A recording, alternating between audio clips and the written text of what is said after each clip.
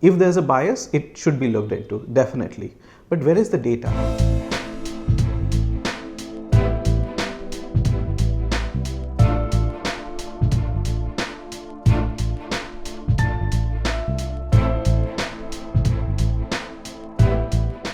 Where is the data to show that there is bias?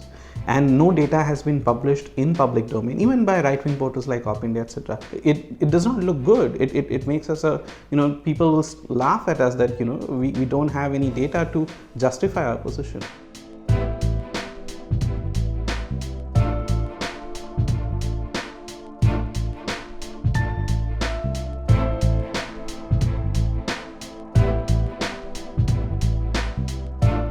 Small and addressed to issue to make it such a global issue. A couple of handles getting suspended, how does it matter? I can imagine if 200 significant handles get suspended at one go. Then I can imagine a party reacting to it. Twitter has many other issues. That is, its inability to control abuse, its inability, most of these trending hashtags are artificial. These are not real conversations that are happening.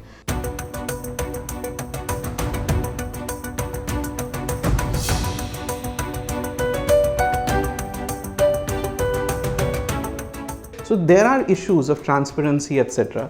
And in this case, if the right wing is saying that they are shadow banned, I do know that there are accounts which put out spam, because I monitor multiple WhatsApp groups. I know that there are these documents which are circulated where there are trending instructions. Use this, use this, use this. And then people just put out those things in a copy paste, copy paste, copy paste. Now, if that hits a spam filter, and if the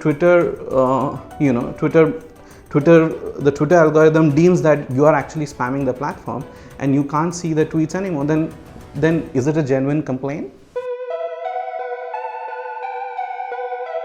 But when it comes to misinformation, Twitter does not have a single way to report misinformation. There's no way. You can't say report false news. Facebook now has a way to report misinformation, but I don't think Facebook has done enough.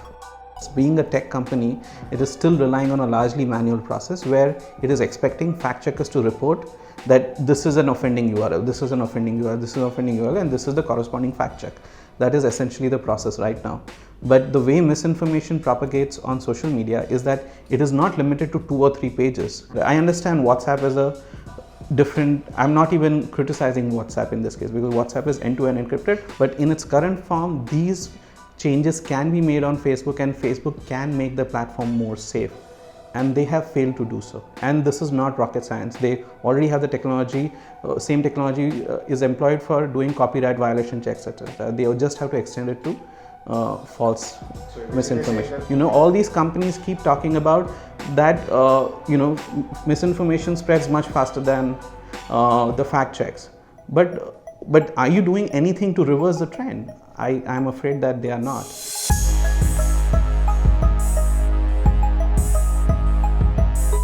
Propaganda is a very, very important part of any elections, and the form of propaganda keeps changing. And in its current form, it is all political parties are spending a lot of resources on online propaganda, and now there are political consultancies who they outsource this job to, who are also getting into this. Political parties are spending so much money for a reason that it has an effect. And why does it have an effect? Now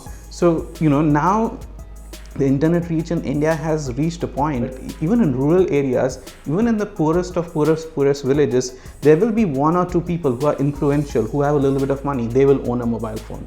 Okay, and if the political parties ensure, the wider their network, and if they ensure that this one influencer in a village is subjected to propaganda, so that way this is sort of propaganda which online propaganda which has not been seen in the past. And while elections are won and lost on multiple factors, but it will have an effect, and the political parties know it well. The political parties also know that there's a huge section of Indian population who have next to no internet literacy, and in many cases very little literacy, and they have no way to figure out whether something is true or not. But there is, to a certain degree, propaganda does work, and at this point of time, the far-reaching effect of propaganda, as opposed to 2014, it has gone, it has deepened its reach to a much larger extent.